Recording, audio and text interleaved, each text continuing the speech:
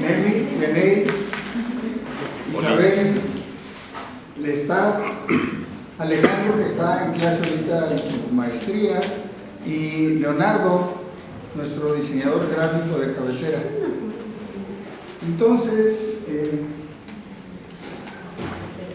el antecedente, muchachos, es que los grupos que nos han tocado después de la pandemia, pues han presentado como algunas carencias en términos de calidad en la representación gráfica.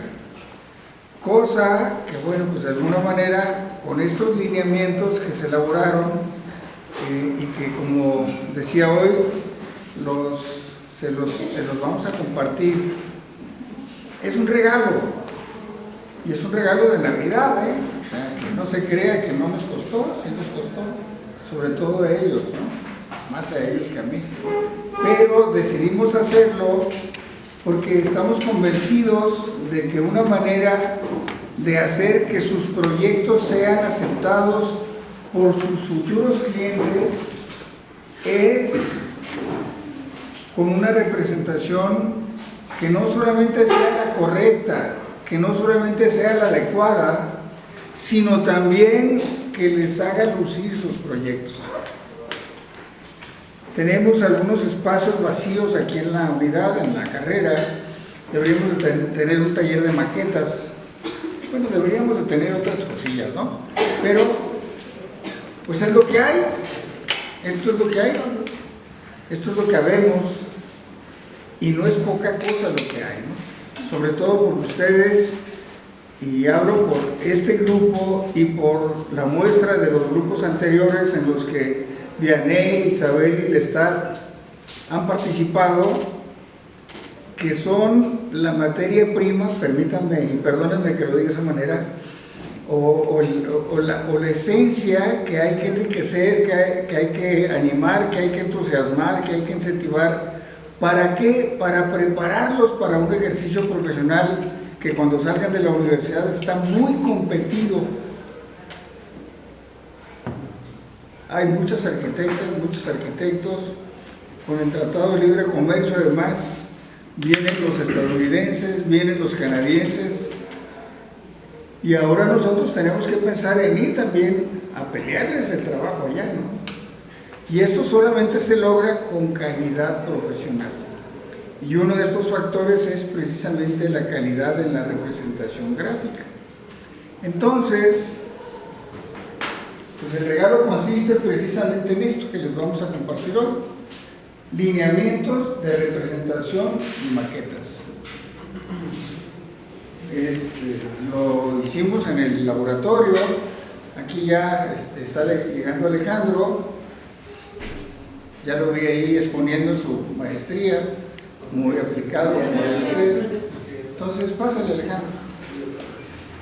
Les estábamos comentando a los muchachos que es un regalo de Navidad lo que les vamos a presentar hoy, y esperamos pues, que lo sepan apreciar, ¿no? Entonces, es una ocasión especial y yo pienso que el grupo lo merece, lo necesita. Y bueno, pues sin más preámbulos, yo les voy a pedir a mis compañeros que me ayuden a hacer la presentación.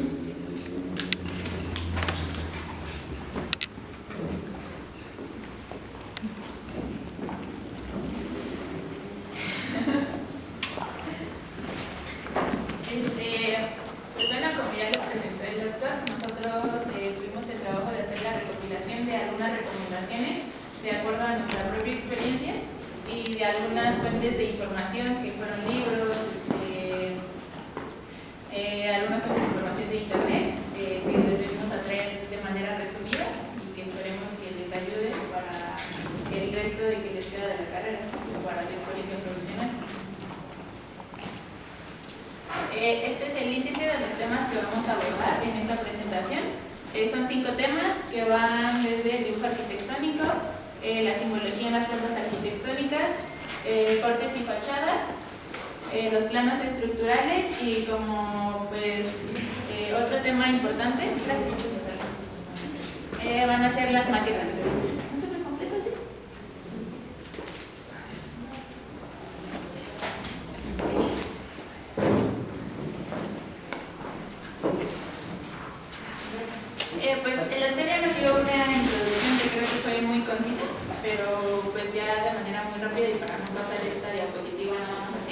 pues queremos que quede claro que pues el motivo de esta presentación es la expresión gráfica y de la importancia que tiene para nosotros como arquitectos, puesto que los planos son una forma de expresarse y son el medio por el cual nos vamos a hacer entender nuestro trabajo.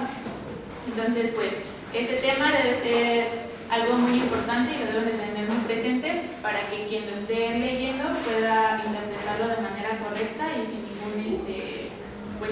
ninguna duda. ¿Es la última versión Sí. Porque nos hace falta Alejandro, el nombre de Alejandro. No, mira, esa fue la última. Sí, ¿no?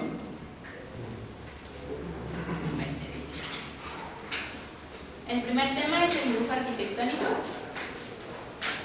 Y pues como subtema tenemos los elementos de representación e información en planos. Estos son puntos muy concisos y que vendrían siendo como que los más importantes y mínimos que debería tener un plano, específicamente en una planta de conjunto, como podemos ver en este ejemplo.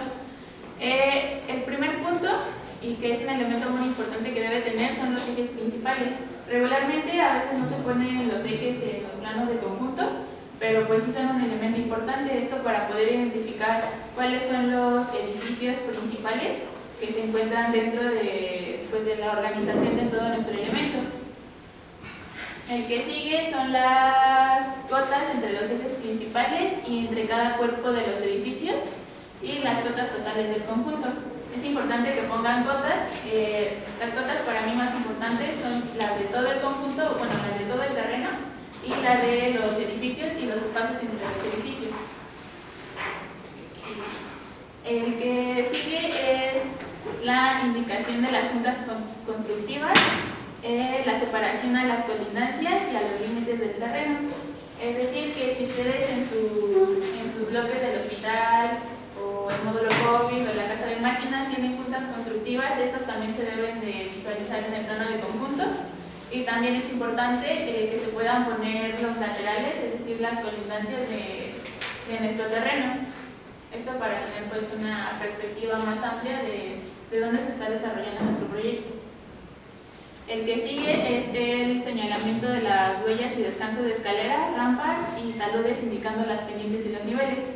En su proyecto esto es muy importante, dado que para un hospital es indispensable pues la integración de estos elementos, porque lo que se busca es que sea accesible para todo tipo de usuario. Entonces, en la planta de conjunto y obviamente también en los planos arquitectónicos individuales, deben marcar cuando existe una rampa y los descansos de escaleras. El siguiente punto son las zonas ajardinadas exteriores, indicando los niveles y las pendientes también.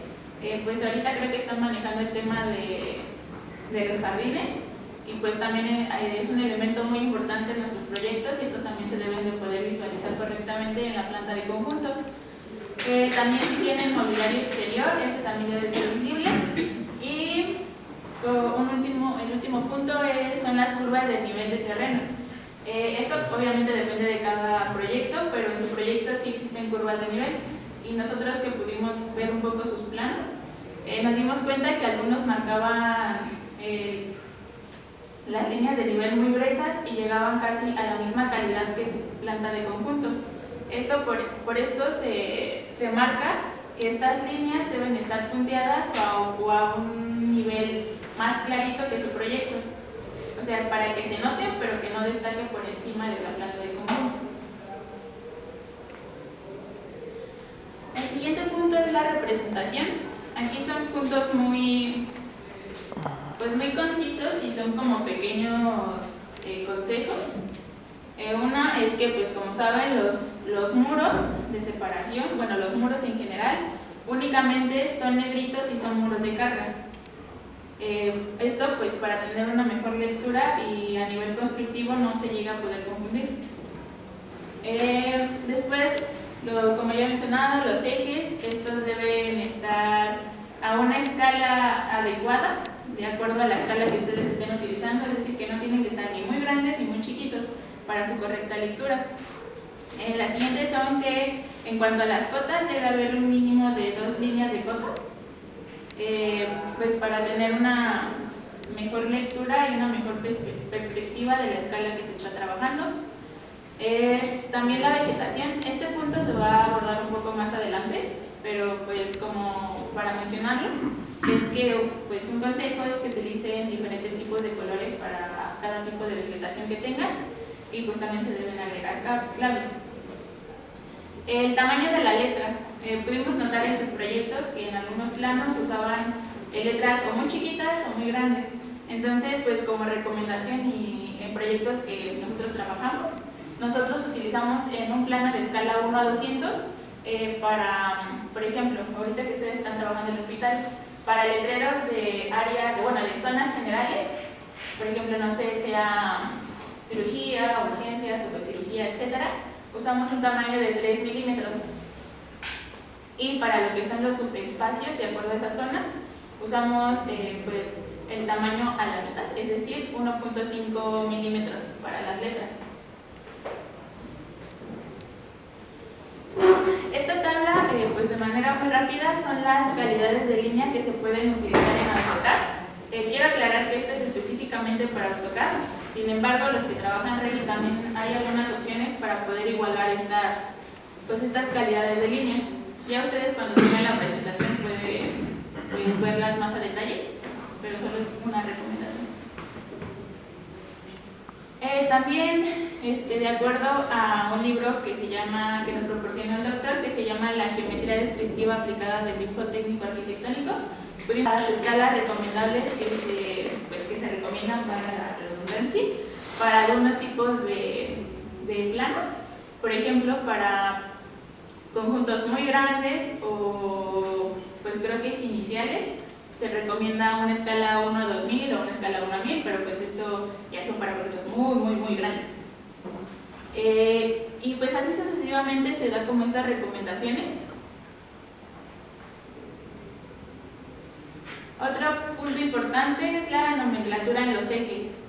Esto a nosotros cuando estábamos haciendo nuestro proyecto nos ayudó bastante porque nos ayudó a identificar en qué edificio estábamos pues trabajando, o para poder, por ejemplo, cuando explicar nuestro proyecto, tener una clave nos ayudó bastante. Entonces, nosotros le damos la recomendación a base a lo que el doctor nos enseñó a nosotros, que por ejemplo, para ubicar a nuestro hospital, la clave debe ser HG y pues el número que corresponda de eje. Por ejemplo, también para el módulo COVID, la clave es MC y el número que le corresponda. Y para el empleo de servicios es perdón. En cuanto a las claves y el orden de los planos, pues las claves son las que se ponen para identificar cada plano ya cuando se tienen impresos, y esta es la orden en la que deberían ir cuando ustedes hacen una entrega, la orden en la que los deben de entregar. Primero van los planos arquitectónicos y tienen la clave de ARQ. Después van los cortes y las fachadas con la clave CF. Después va la cancelería con la clave CAN. Después va la carpintería con la clave CAR. La herrería con la clave H. Acabados con AC. Exteriores que son EX. Después siguen los planos estructurales que son EST. Los detalles constructivos que son DET. Las instalaciones eléctricas que son IE, instalaciones hidráulicas IH, y por último las instalaciones sanitarias que son IS. Otro elemento importante para la entrega de sus planos es la solapa. Es muy importante que diseñen una buena solapa, dado que es como pues el cuerpo de su plano, es la presentación de su plano y es lo primero que van a ver antes de ver el contenido del plano.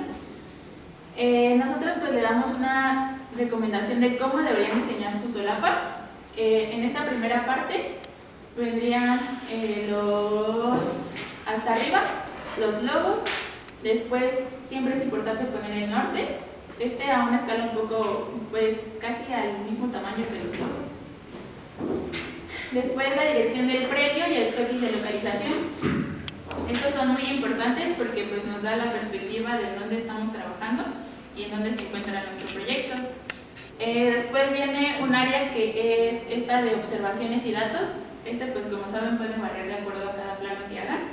y por eso es aconsejable que dejen pues un espacio bastante grande para que no se limiten a poner notas y de esta forma su plano sea pues más fácil de leer.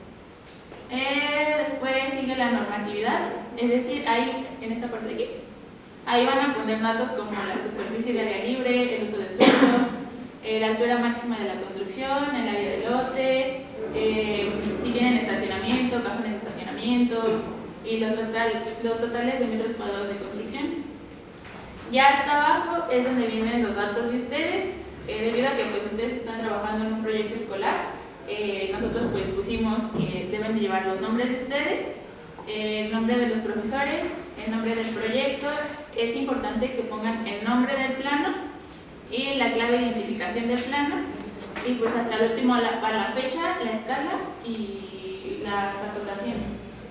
Y también el equipo al que pertenecen, porque no podemos saber qué equipo es y por qué. Pues sí, o sea, eso supongo que estaría sería algo lógico. Y eso en todo lo que entregan, o sea, maquetas, en las memorias, los planos. Bueno, esta información es solamente para un plano en específico.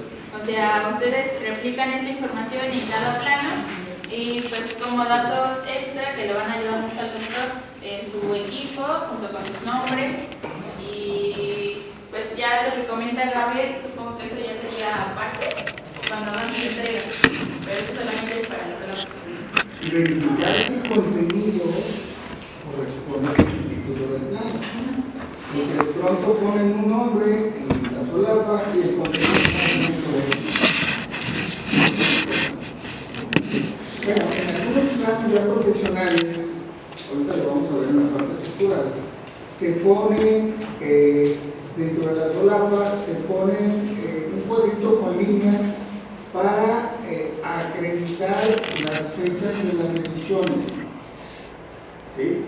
En el caso del proyecto estructural, por ejemplo, es muy común, porque normalmente la revisión por el estructurista no sale a la primera. Nosotros tenemos una experiencia reciente que ahorita les va a comentar el Estado, en donde por el estructurista ha sido un pelotero para un proyectito que estamos haciendo, una rehabilitación de una casita, y pues es muy difícil por Zoom. O sea, no hay nada que sustituya la revisión presencial. Y esto es muy importante cuando ustedes salgan de la universidad y que formalicen los contratos con sus apoyos, en el sentido de incluir en una de las cláusulas que las revisiones no van a ser remotas, van a ser presenciales. Y las que sean necesarias, normalmente con 2 revisiones ya se resuelve. Mientras que si lo hacen por vía Zoom, es un verdadero, es una pachanga, se tarda mucho, pierde mucho tiempo, ¿no? El siguiente tema es la simbología en las plantas arquitectónicas. Aquí destacamos algunos símbolos que creemos que les hicieron falta en algunos de sus proyectos. Estas son las cotas de nivel. Las cotas de nivel, como saben, se utiliza este símbolo y pues nos ayuda a indicar el nivel en el que nos encontramos. Es importantísimo que, pues en su caso, como es un terreno de niveles, siempre coloquen cotas de nivel. Aquí les pusimos algunos ejemplos de los tipos de abreviaciones que se pueden utilizar para diferentes tipos de cotas de nivel. Pues la que ya conocen, que es la NPT, que es el nivel de piso terminado. También tenemos NJ, que es nivel de jardín, la N solita, que significa nivel 0, y NB, que puede ser nivel de banqueta. En esta misma diapositiva pusimos algunas otras puntos importantes, como es la importancia del texto, que deben de cuidar su tamaño de acuerdo a, pues, a la escala que estén manejando. Los anchurados y los rellenos. Estos son un plus muy importante, o bueno, o sea, no es necesariamente que lo tengan que poner, pero pues es algo que le da como ese plus a su plano, porque les ayuda mucho a poder identificar las texturas de materiales, no sé, más en el área de jardines, si van a utilizar, no sé, grava, pasto, ayuda mucho a identificar pues a nivel gráfico qué es lo que están haciendo o la idea que quieren generar con respecto a su proyecto. Y otra cosa importante importante es que, por ejemplo, en la planta de conjunto pongan los accesos. Acceso vehicular, acceso al estacionamiento, acceso a urgencias, acceso al módulo COVID, acceso de servicios.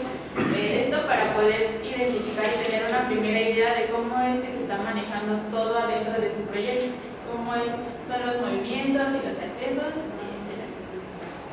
Aquí me gustaría comentar algo que se nos pasó. Es que las cosas siempre tienen que ir horizontal, así como tú lo dices, no deben de ir en sentido vertical, para que sea más fácil la lectura, tanto para ustedes, para los lectores. Estás dando vuelta al plano para leer las cosas. Por ejemplo, en este plano podemos ver que en la parte de arriba están en horizontal, pero ya de este lado está pues, vertical y es muy difícil leerlo porque tiene aquí.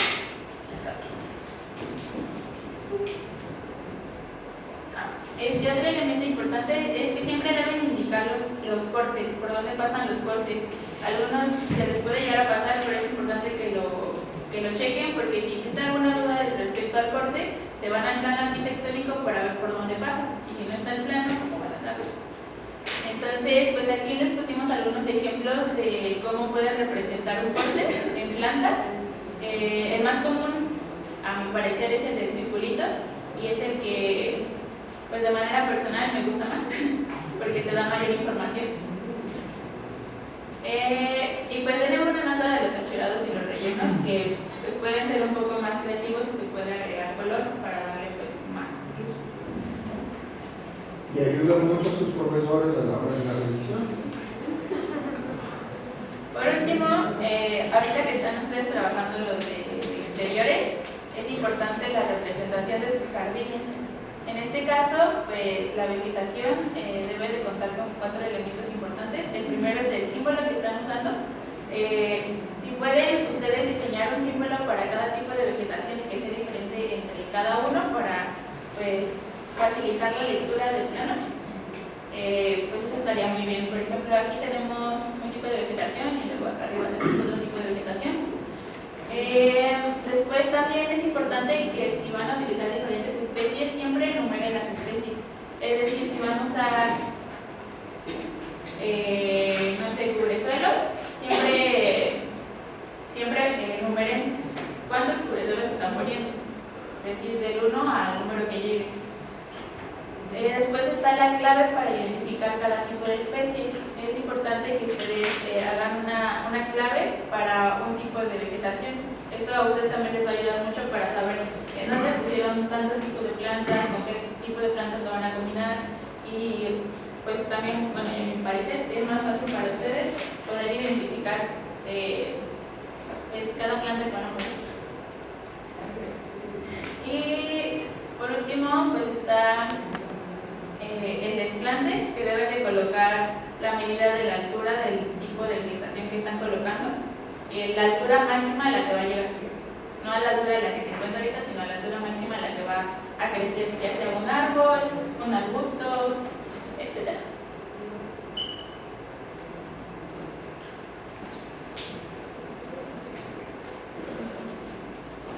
Gracias. Y bueno, pues respecto a las calidades de línea y líneas de tierra. Y bueno, para empezar con las calidades de línea, deben de jerarquizar los elementos y reforzar la tridimensionalidad del plano dándole profundidad. Esto quiere decir que los planos que se encuentran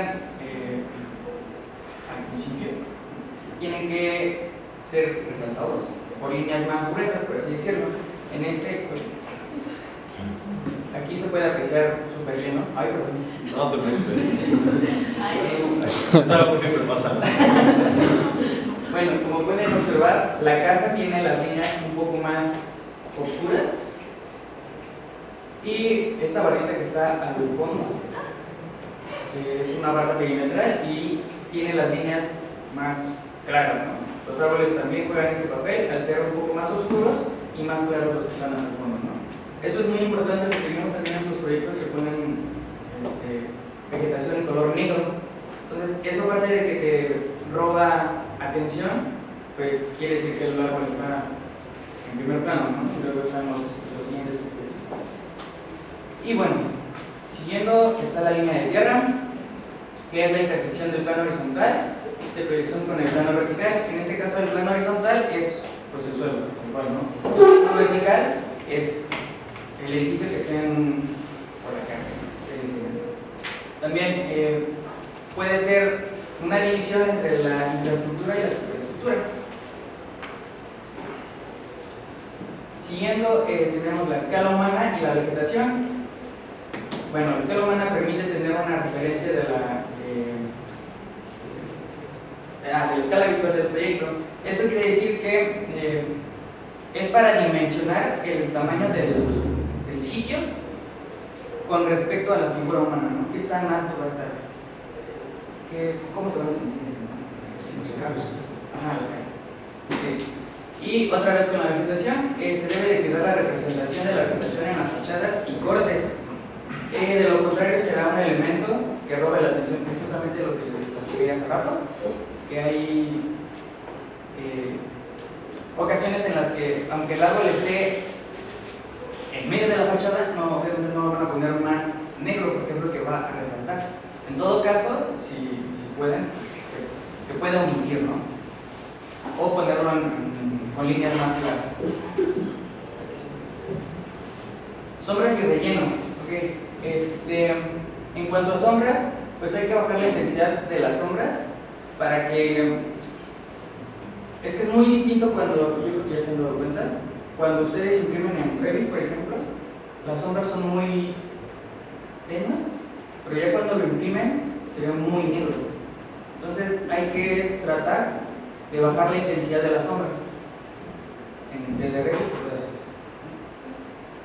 Y bueno, los rellenos. También los patrones y materiales con los que se rellena una superficie debe de corresponder con la escala que está trabajando. En algunos planos vimos que ponían muros de piedra, pero la piedra era así masiva, no correspondía con la escala. Si ponemos una escala humana, el así todo chiquito y una piedra enorme. Entonces hay que cuidar pues eso, en todos los materiales que se vayan a utilizar, sean piedras, sean saliques, o sea, el material que sea, ¿no? Hay que tener mucho cuidado con eso. Y bueno, este punto tiene que ver con los niveles, ejes y las cimentaciones. Para empezar, los ejes pues deben de aparecer justamente en los cortes de manera que puedan ser leídos claramente sin exceder su tamaño. Esto también tiene que ver con lo que dijo mi compañera Nelly. Bueno, los niveles también deben aparecer con las alturas correspondientes dependiendo la cantidad de niveles a ubicar el texto en ambos costados. Esta nota yo la puse debido a que este cortecito es de nosotros, de nuestro proyecto. Entonces, justamente como tiene distintos niveles, pues si poníamos aquí, me parece que hay un nivel, aquí una nota de otro nivel, iba a estar muy junto, ¿no? No iba a ser posible leerlo. Desde mi perspectiva, desde nuestra perspectiva, pues se veía mal, se veía amontonado. Entonces, tenemos los niveles de este lado.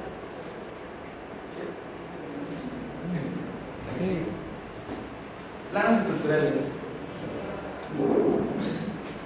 Bueno, como el subtema, tenemos la distribución de unos planos estructurales. Este plano es del proyecto que, como les mencionó el doctor, se está realizando. Bueno, no se está realizando.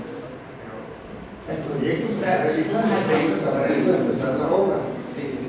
Entonces, este plano tiene distintos elementos que nos van a ayudar a poder interpretar y pues, para leer también el plano, ¿no? Entonces, empezando del lado izquierdo hacia el derecho, lo primero que tenemos es el plano estructural, que no es más que la representación gráfica de los muros, columnas, traves y demás componentes que forman el sistema estructural. A lo mejor valdría la pena darles a muchachos los antecedentes muy brevemente del proyecto. Eso lo iba a hacer en la siguiente. Bueno, cuando estamos con... bueno, siguiendo del lado derecho, tenemos los cortes, que pues es la representación gráfica detallada de uno o varios elementos estructurales situados en los ejes correspondientes. Esto es muy importante, porque si te surge una duda de cómo va a ser la cimentación en algún punto, pues tienes que tener justamente los ejes. Tiene que estar muy bien situado y ubicado para entender el plano, ¿no? Con sus debidas notas en el plano estructural, en todo caso. Y bueno, el siguiente serían los detalles constructivos, que son estos de aquí. Estos sirven para resolver las dudas puntuales sobre ciertos elementos constructivos. Y yo ahí puse un ejemplo que es el detalle del anclaje de un castillo en un piso existente. O sea, justamente como es una duda puntual de cómo se va a anclar ese específico castillo en el suelo, es por eso que se desarrolla ese detalle constructivo. Ustedes también van a entender. Vale, entonces es como para complementar el plan. Y abajo están los castillos y las salas, que es el trazado de castillos, columnas y traves, en donde se explica el diámetro de varilla y la separación de los refuerzos transversales, ¿no? Es lo que pues ya han trabajado con el ingeniero Bruno. Y ya por último, la solapa, que es el lugar en donde se sitúan los datos y notas generales del proyecto y del autor. Esto ahorita en la siguiente les voy a explicar más a detalle. Y una nota es que pues justamente estos planos estructurales son elaborados por un especialista. O sea, ustedes no pueden hacer un plano y decir así, está. No, tiene que ser un especialista. Más por el riesgo, ¿no?, que esto representa para los clientes y para ustedes también. Y en la solapa, aquí viene el cuadrito ese que les comentaba. Exactamente ahí, abajo del logotipo de la empresa, que en este caso se llama Café Ingeniería SC, viene espacios, vienen renglones o pilas para ir anotando las fechas de las revisiones hasta llegar a la versión final y definitiva. Sí, bueno, como dice el doctor, esta es la solapa que maneja ese despacho de ingenieros y la cual se distribuye de la siguiente manera. Son de esta parte hacia arriba, de la mitad, prácticamente son las notas generales. Las notas generales se explican las especificaciones de los materiales, como la resistencia del concreto y del acero que se va a utilizar. Los recubrimientos de los elementos estructurales, que me parece que son 3 centímetros, ya ahorita. Y los traslates de los dobleces de las varillas, ¿no? Toda esa información tiene que estar en el plano. Siguiendo está la simbología del plano. Aquí pues va a variar porque no todos los planos son iguales, ¿no? Entonces puede haber desde, bueno, la simbología que tenemos es zona de losa maciza, viga de madera, castillos, ejes de traves y ejes de traves. Estos son muy distintos. Los ejes de las traves tienden a ser en representación más gruesos que los ejes de las alas o los cerramientos. Y bueno, seguirían los datos generales, que sería el nombre del despacho, en este caso, como ya dijo el doctor, es Café Ingeniería. El nombre del ingeniero que está a cargo de ese despacho y la cédula profesional del ingeniero que está a cargo. Siguiendo está el cuadro de las revisiones con fechas, eso es lo que les comentó el doctor, y hasta abajo están los datos generales del proyecto. La ubicación de la casa, el nombre del cliente y los planos. Estos son los planos estructurales, con todo poner uno. Pero, bueno, la casa que se va a intervenir, que se está desarrollando el proyecto, ejecutivo, es una casa que está en la zona de Tacuba, es de los años 50, 60. Entonces, lo que se quiso hacer, bueno, lo que se hizo al principio fue someter la estructura a pruebas de compresibilidad, ¿sí? De compresión, es decir, extraen un corazón de un castillo o de la losa para saber cuál es la resistencia del concreto, y ya en base a eso se puede estipular si esa estructura sí puede soportar los siguientes niveles que se van a, o que se tienen pensados implementar, ¿no? Son pruebas de laboratorio que se contratan, como también un laboratorio especializado.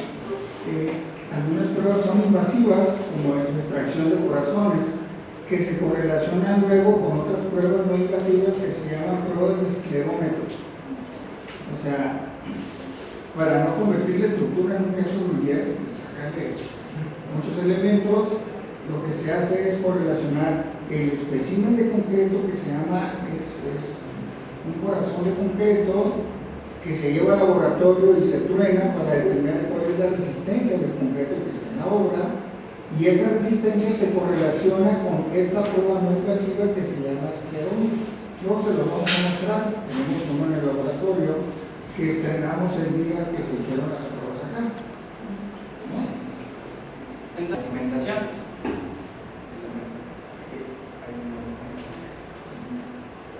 Si no, más adelante me parece que los hice más grandes. Alejandro, ¿nos podrías ayudar a describir las características de la cimentación, los muros, los castillos? Sí, doctor, por supuesto. En este proyecto la cimentación está hecha a base de piedra ¿De la brasa?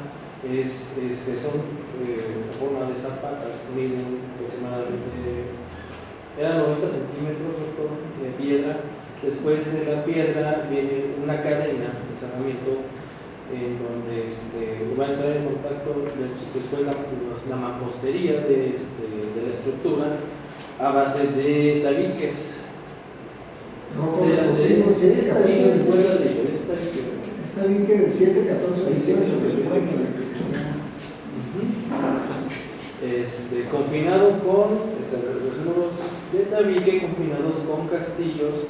En este caso, la característica que tenía este proyecto, que tanto los anillos que vienen en los castillos tenían una separación hasta de 40 centímetros.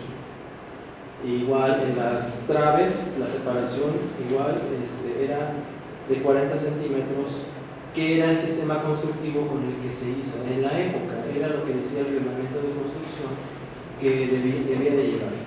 Actualmente esas especificaciones no pasarían en el reglamento actual, ya que pues, ya a raíz de los sismos que se han tenido y las modificaciones que se han hecho a las normas técnicas complementarias, bueno, se ha dicho que debe de llevar más refuerzo. Y otra característica que esas traves eran triangulares, no eran cuadradas como las conocemos, sino era el anillo en forma de triángulo, y así estaban armadas y elaboradas. No sé si se recuerdan. Y otro detalle, la trave no coincidía con el castillo. Exactamente, no coincidían los centros. A pesar de que es una casa que se tramitó y se obtuvo una licencia de construcción y que después del tiempo transcurrido está en muy buenas condiciones, pero tiene sus detalles que fue necesario revisar justamente para verificar si era posible poner los niveles superiores, que es un primer nivel y un lugar. Adicional a eso,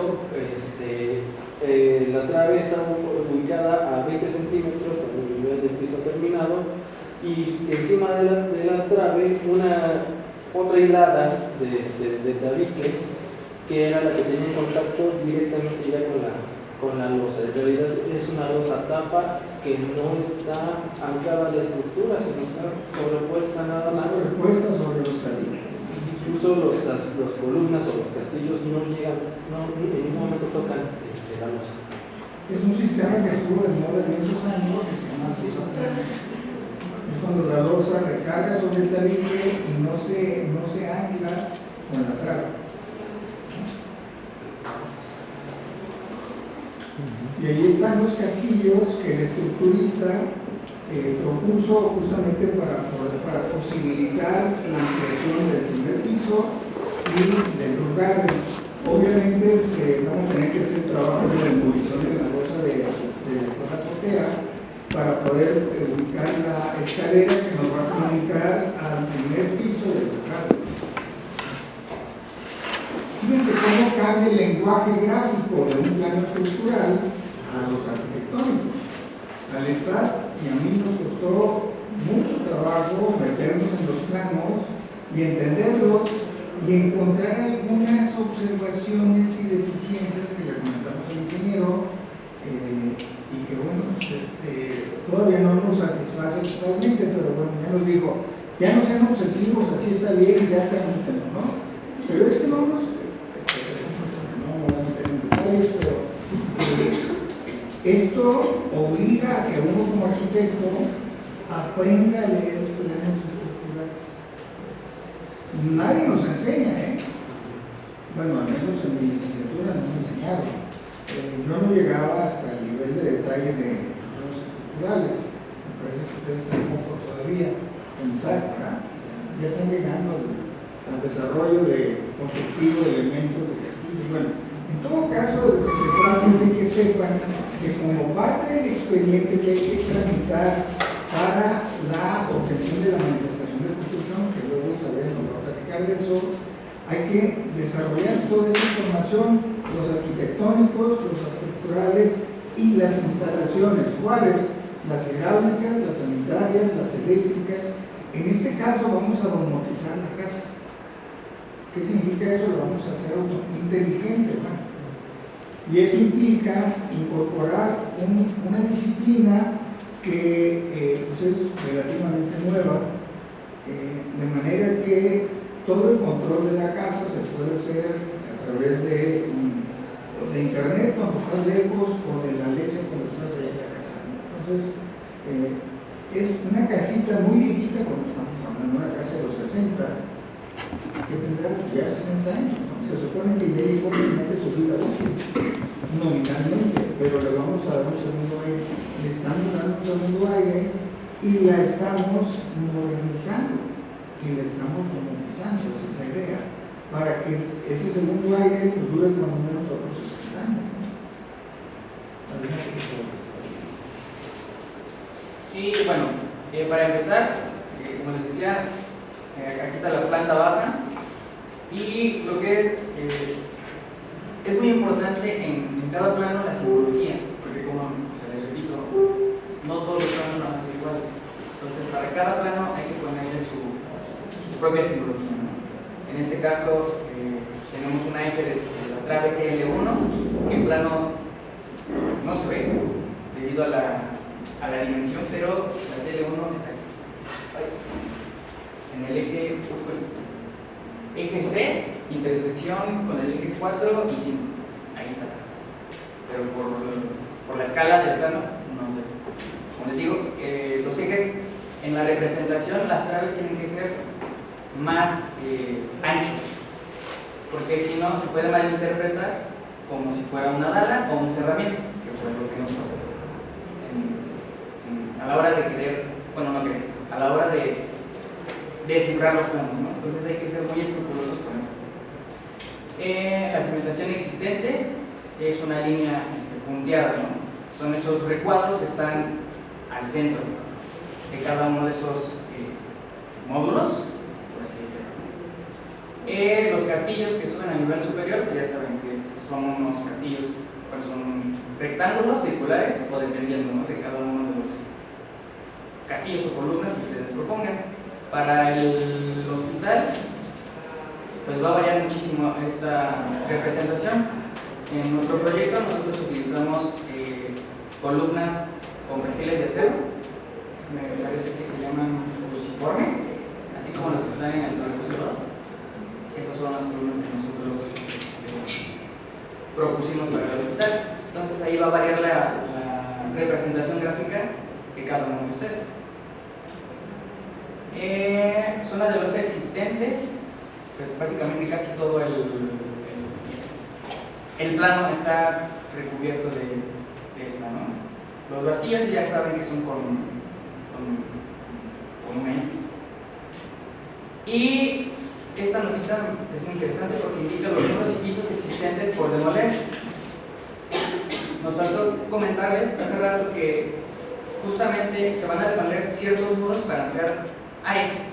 Entonces, de entre los muros que se van a demoler, van a ser los que están el eje 7, intersección con el eje C, hasta el eje 4, no, 5, Entonces, todo este muro, aparentemente, se va a demoler, se va a intervenir con se va a cambiar ese muro por una dala, para una trave, una trave, para que cargue la superficie de arriba, ¿no? Entonces, es muy interesante ver esos planos. Una recomendación muy importante desde el punto de vista constructivo pedido es que antes de proceder a las demoliciones se hagan apuntalamientos en las zonas de demolición para evitar que la estructura se nos vaya a caer en la cabeza. Bueno, la que sigue es la misma planta, pero aquí quiero enfatizar la importancia de los cortes y los detalles que se tienen que poner en un plano estructural, ¿no? En este caso, me pareció muy interesante poner los cortes 2 y 3. El corte 2 es con color lila, sí, ¿no? Entonces está orientado hacia el que es poniente, doctor. No. Porque norte no es. En el proyecto sí. Sí, es norte. Sí, porque los Yo sí quiero preguntar esto. ¿Cuál es la orientación ¿Cuál es la qué? superior? ¿Cuál es la orientación superior? El norte está para hacia la derecha. No, Hacia Hacia acá, arriba ¿no? a la derecha. Hacia arriba, hacia acá. Hacia arriba, del otro lado. Ahí acá. Ah, no, sí. Ahí, por eso. Diagonal. El norte está por acá. Así. Entonces el sur es este, bueno, el sur es noreste, sureste, este es el, digamos, el oriente y el poniente, ¿no? Y eso fue importante tomar en cuenta para la ubicación de los espacios de Rue Garden, porque la velocidad del viento principalmente viene por esta parte. Entonces lo que se hizo fue, digamos, el Rue Garden ubicarlo en esta parte para que los volúmenes que vamos a subir en esta parte nos sirvieran de elemento para proteger el conjunto. Y bueno, en este corte 2 se puede apreciar el tipo de cimentación que hay en el proyecto. Esta cimentación es existente, que como ya les comentó Alejandro, es de mampostería, pero en el eje B se va a poner una trave de cimentación, que sería este de aquí. Entonces es importante como diferenciar escaleras, que puede estar situado aquí, ya que en la casa original, por así decirlo, no hay escaleras, es solamente una planta. Entonces, esta zona de aquí se va a intervenir, se va a tirar se va a derrumbar la losa en estas áreas y se va a reestructurar, ¿de acuerdo? Entonces, se va a poner una trave de cimentación, que es donde va a arrancar la escalera. En el descanso se va a poner una balita para que justamente cargue ese peso del descanso, y ya para rematar en el siguiente nivel se va a volver a poner otra daga, ¿no? Y bueno, aquí sigue, por favor. En la planta del primer nivel, igual aquí cambia también la simbología. Seguimos con el eje de la trave. Aquí ya incorporamos los bastones altos y bajos que corresponden con la losa que se va a adherir a la casa, ¿no? Por así decirlo. Los castillos que rematan en el nivel considerado, es decir, los que van a seguir hasta el último nivel, y los castillos que se van a quedar ahí, en ese nivel. Es decir, no va a haber una continuidad de esos castillos, porque no representan un peligro estructural para la casa en este caso, ¿no? La zona de los existentes, los CIO y los muros y pisos existentes por demoler. En este caso son dos zonas. Como ya les comenté, es la zona de las escaleras, y enfrente está la cocina. Eso tampoco se los comentamos hace rato, pero ahí se va a abrir un cubo de iluminación. Entonces ese cubo también se va a demoler para hacer el cubo. Y se va a poner un domo en la parte superior, y lo mismo en la parte superior de la escalera. Se hizo un recorrido virtual muy bonito, no lo traemos porque el es un terabote, pero luego se los podemos mostrar. ¿Para qué? Para que el cliente, sin ser arquitecto, pues entendiera que era lo que estábamos proponiendo, ¿no? Y sí, lo entendió muy bien y nos cambió muchísimas veces el proyecto. Ya debíamos de estar terminando la obra y todavía no lo empezamos.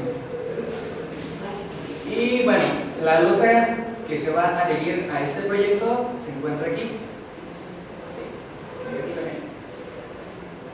De hecho, ese corte está en la siguiente. Se me hizo también muy importante exponérselos, ya que, como se ve en el plano, aquí está el corte, esta es la losa que ya está existente. Sin embargo, este cuadrito que está aquí es lo que se va a adherir a la casa, y es el corte, ¿no? El corte está bien ya. Y aquí tenemos el eje. Es muy importante poner en los cortes los ejes, porque si no, no vas a saber en dónde los parados. Entonces es muy importante poner en los cortes los ejes, en los arquitectónicos y en estos más, ¿no? Y bueno, aquí se puede ver. Continuamente estar correlacionando para que coincida, porque de pronto se nos pierde esta relación entre los arquitectónicos y los estructurales, y si no le precisamos al estructurista, pues el estructurista lo interpreta a su libre albedrío, ¿no? Y obviamente a veces no corresponde con lo que uno como proyectista quiere, ¿no? Sí, ahorita que comentó esto el doctor, es muy importante que represente bien sus planos, porque a nosotros nos pasó que nosotros queríamos dar a entender una cosa y cuando le mandamos el plano al estructurista entendió otra cosa que era totalmente distinta. Entonces es muy importante que pongan atención a esto y lo lleven a cabo, ¿no? Porque si ya en lo real es muy distinto. Aquí nada más, pero ya con un proyecto real es muy distinto y sí tienen que cuidar mucho su representación. Bueno, todavía no digo nada de aquí. El corte 1 es la línea roja que está. Entonces, viéndolo de este lado, está una trave de carga, que esa es la trave que se va a encargar de cargar pues esa área que se va a adherir a la losa existente. Está un murito que está en el 17, es este. Y la losa existente, aquí nos ponen una nota que se tiene que demoler un pedazo de la losa, pero sin dañar el acero de refuerzo, para que ahí se ancle la nueva losa, bueno, el nuevo acero de refuerzo. Y ya tiene que ser un procedimiento, a esto se le llama como una funda fría. Hay varios productos que te pueden solucionar esa funda fría. Y bueno, aquí está la nota, ¿no? Y abajo se me hizo importante ponerle los detalles, que es lo que les comentaba anteriormente, que son detalles sobre dudas muy puntuales. En este caso tenemos el detalle del anclaje de cómo va a ser el anclaje de un muro en la losa existente, ¿no? Se va a poner con, bueno, nos pusieron que tiene que ser por una tala de desplante, en donde se va a anclar a la losa existente con una varilla que va a estar como en forma de gancho a la inversa, que va a ser cómo se va a anclar un nuevo muro o una nueva trave a la losa existente, y cómo se van a anclar traves a castillos existentes, que es lo mismo. Se tiene que, no sé cuál es el término,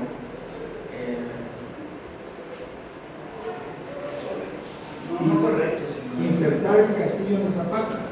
no, o sea, no, porque es una data en el castillo. O sea, se va a demoler un cachito del castillo sin dañar el acero de refuerzo, para que ahí se ancle la trave. Se anclen. Se ancle. Para darle continuidad a la estructura. Eso es muy importante. Y por último, la planta del roof garden, que es la planta más alta. Y bueno, esta se me hizo muy importante y muy interesante exponérselas también, debido a que hay dos zonas, que, bueno, tres de hecho. Una es la losa, que se distingue por los puntitos y por los bastones que tiene. Y la otra es la losa,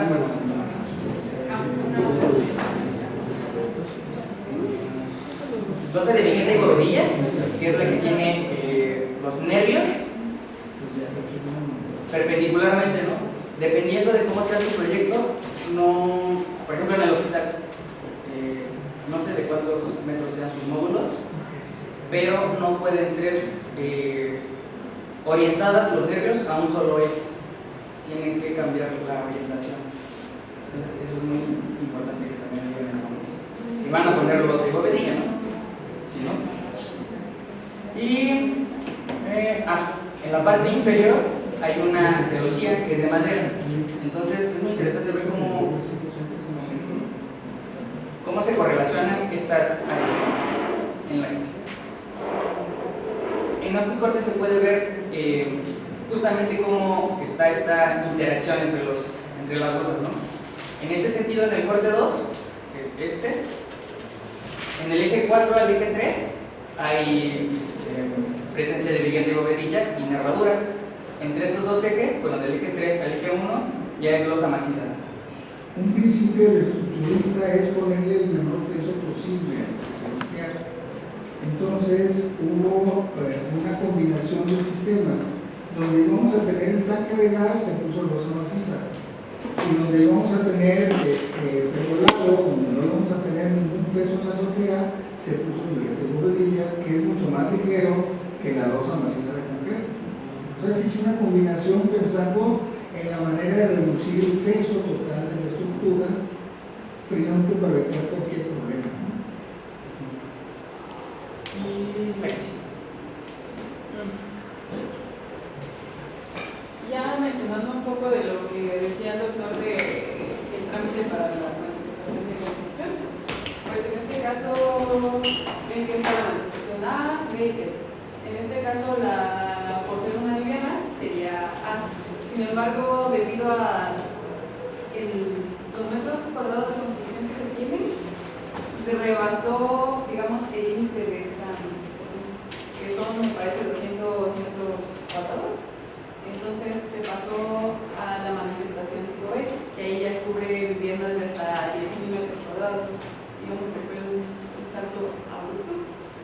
Entonces, para eso me puse a investigar todos los documentos que se necesitaban, se necesitan una serie de formatos que se podían descargar, me parece, en la página de Ruby, pero sin embargo, como en cada alcaldía van cambiando ciertos puntos, se decidió molestar a recoger los formatos, y pues entre ellos está el formato de la misma manifestación, y ya entre ellos pide lo que es la constancia del número oficial, el certificado único de certificación de uso de suelo, que este último se puede descargar de manera digital y es muy fácil, se hace muy rápido. También la constancia de no adeudo de agua en el predial, que se hace igual de manera digital, sin ningún problema.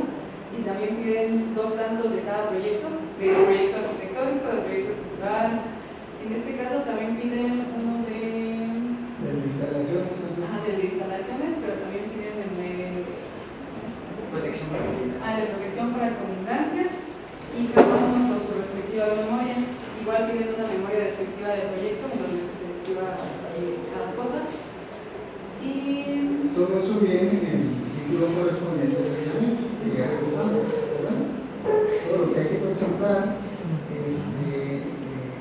para tramitar y obtener, en este caso, una manifestación de construcción tipo B, porque rebasa los 120 metros cuadrados de construcción.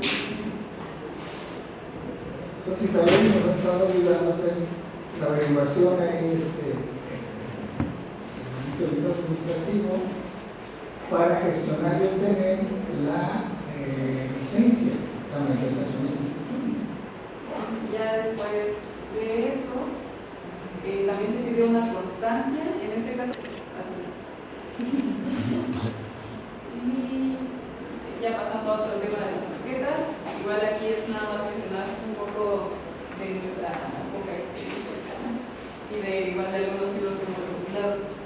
En este caso, pues lo primero que se debe tener en cuenta es los materiales a utilizar, ya sea los materiales de corte, como el cúter, el exacto, el pegamento. En este caso nosotros usamos el UPU porque se seca muy rápido, aunque me parece que también el pegamento blanco es muy bueno, pero pues también tarda mucho en secar.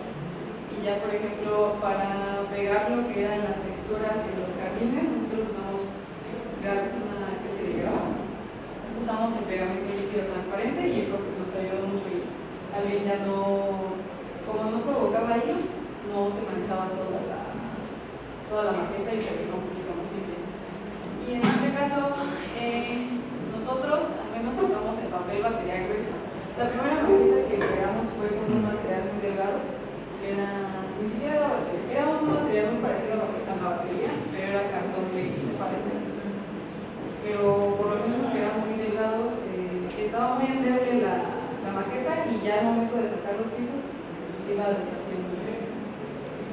Entonces ya al usar el papel el grueso, pues estuvo muchísimo mejor. Igual para las ventanas sí usamos, en este caso acetato, porque el PVC y la acrílico pues muy caro. Entonces, acetato fue muy mejor.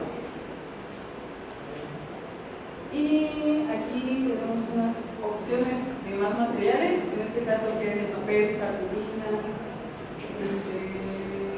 y el cartón.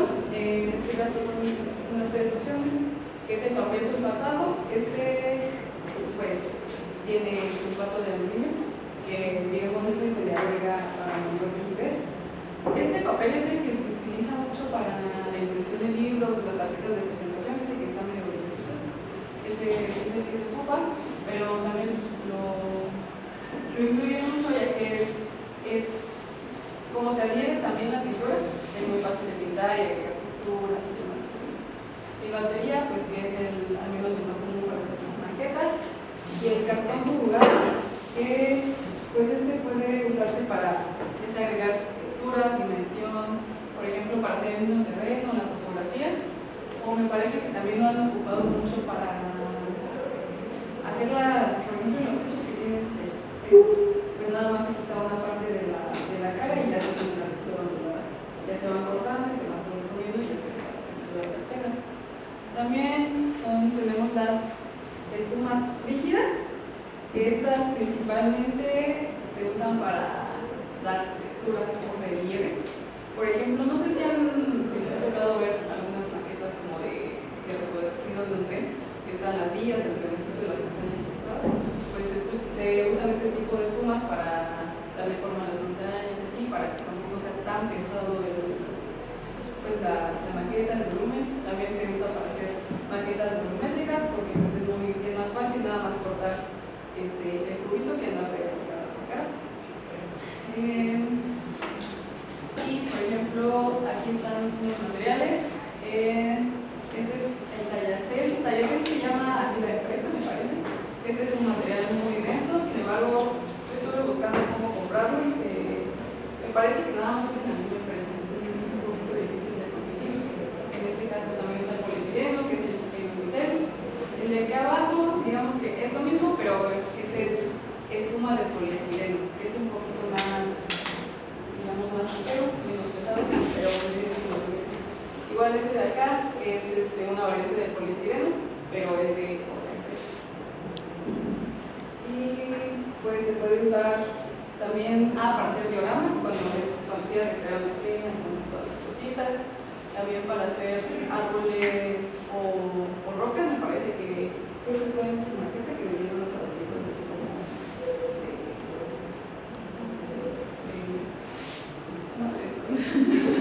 entonces pues se ven bastante bien. Nada más la cuestión con eso es que las herramientas que se requieren pues debe ser algo bastante afilado o debe ser un cortador térmico, y la cuestión con eso es que debe ser un ambiente muy activado porque pues libera partículas.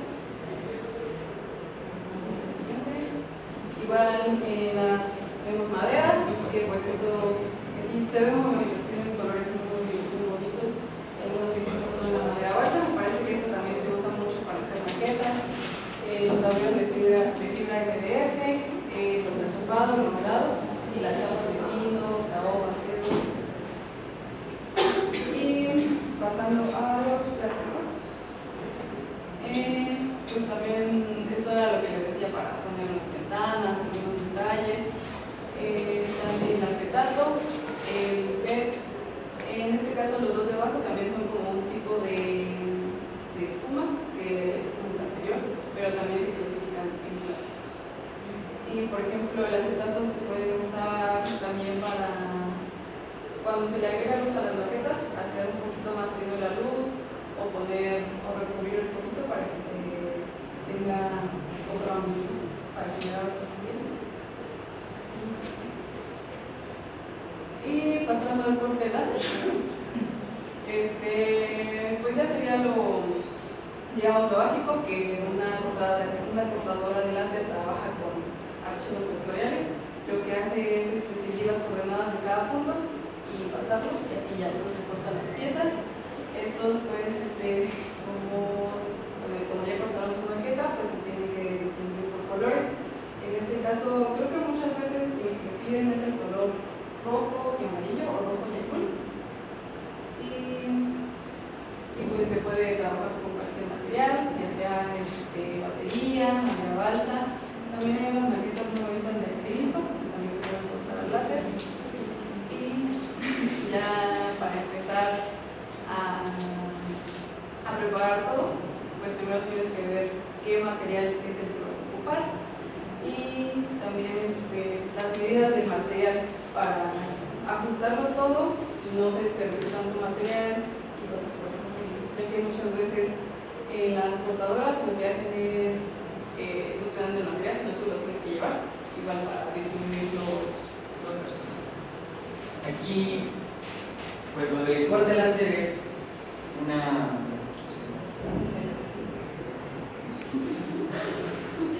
un consejo que les damos. Si bien ustedes lo quieren hacer a mano, se vale y se puede, pero sí es más fácil hacer una maqueta que la mandas a corte láser. Sí, Por los tiempos. nosotros, la primera maqueta, me parece, de esta entrega, nos pareció muy buena idea cortarla a mano, pero pues se quedó nada más en la idea, porque inclusive al momento de cortarla estuvimos 2 días muy atareados. Entonces, si lo hacemos a mano, debemos todo. Si lo hacen a mano, sí necesitan organizar muy bien sus tiempos para que sí puedan sacar algunos sus trabajos. Sí. Porque pues es una maqueta muy grande. También tener buena herramienta para hacer los cortes limpios, porque una ventaja que te da el láser es que, pues como es una máquina, te hace el corte limpio, pese a que te deja las tomadoras un poquito, no se ve mal tanto estéticamente. Entonces, si lo que buscan es tener una maqueta limpia, que es lo más óptimo, es preferiblemente que manden a cortar al láser.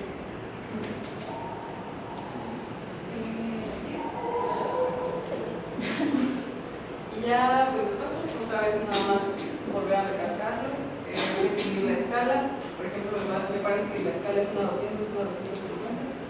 Y ya de ahí hacer el despliegue en AutoCAD. Se los digo en AutoCAD porque a mí me parece más fácil, ya que hacerlo en Revit es más relajo, porque tienes que estar juntando elementos, crear líneas, etc. Y aquí, por ejemplo,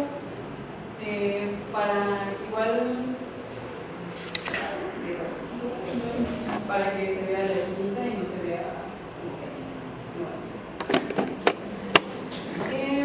Igual al momento de que estén haciendo su especie en AutoCAD, es importante que no se solapen las líneas, ya que lo que va a hacer la máquina es pasar 2 veces por ese mismo lado y se puede manchar más y también pues, es más tiempo. Como saben, pues el corte láser por aquí, como un minuto me parece, entonces aumenta la calidad. Yo encontré un comando que se llama Overkill, que les puede ayudar para eliminar todas estas líneas. Y lo mismo de definir 2 capas, la de cortar y grabar. Y ya por último, pues acomodar todas estas piezas de tal forma que alcancen en la medida de su material. Igual como que no pegar una cara a la otra, sino dejar un cierto espacio para que no se dañen ninguna de las piezas. Y me parece también, ahorita no recuerdo muy bien, pero también es importante checar la medida mínima que te permite cortar un láser. Me parece que es 1 milímetro, no estoy segura. También que se fijen en eso para que pues no se quemen sus piezas y ya no las puedan ocupar. Por ejemplo, en nuestro proyecto teníamos unas celosías, entonces igual para que chequen eso si quieren que salga en su maqueta y no trabajen en otro proyecto. Y tiene que ser papel material grueso. Forzosamente tiene que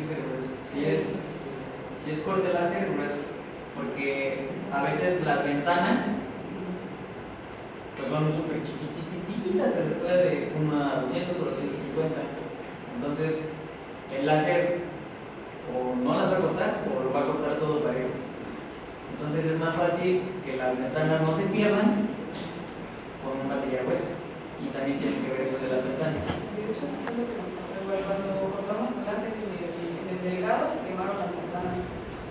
Y ya en el grueso sí inclusive sí salió la línea de calidad. Igual para agregarle realismo, para que se vea mejor la maqueta, pues incluir elementos adicionales como son la vegetación, los coches, el gente, el césped.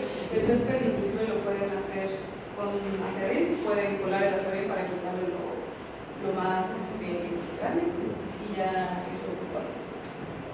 Mobiliario urbano, por ejemplo, que hay unas imágenes de vaquita, lámparas y pues la iluminación.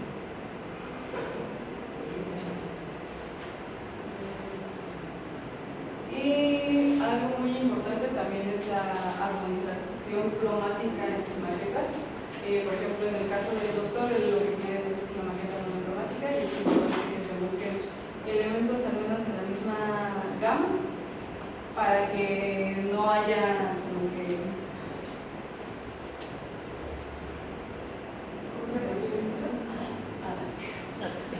y para que no te quite la atención de lo que en verdad es. En este caso, la ventaja de las maquetas monocromáticas es que pues te permite destacar todo. En este caso se destacan las texturas y también se puede estudiar la iluminación de los mismos edificios. Y aquí hay unos ejemplos de unas maquetas.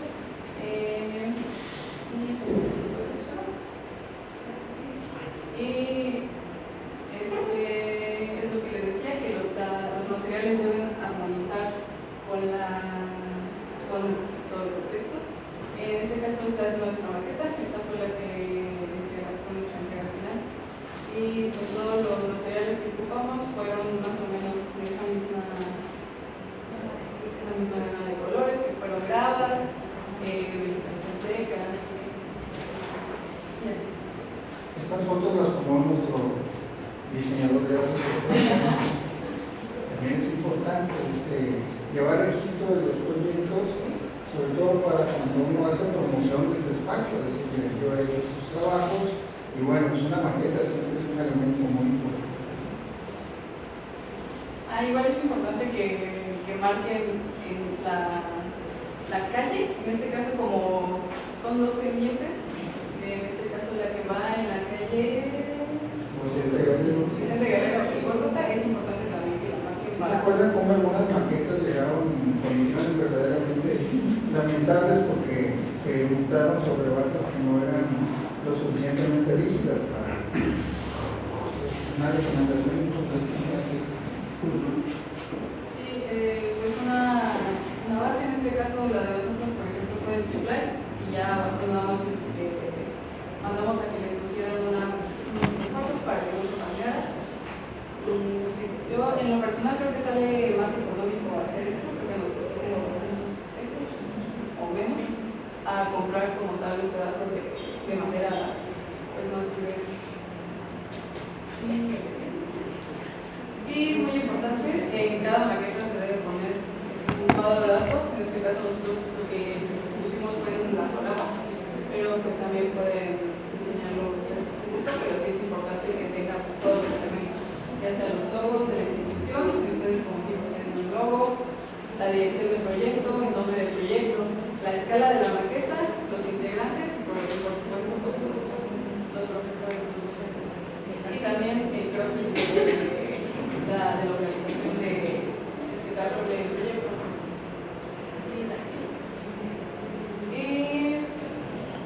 Y la última recomendación pues sería el uso de luz LED. Por ejemplo, en algunas de las maquetas de ustedes que los integraron se veía bonito, le daba un plus interesante. Y aquí hay una maqueta con luz LED y pues las compran en San Miguel, en el centro, en el otro luego las compran en Estés.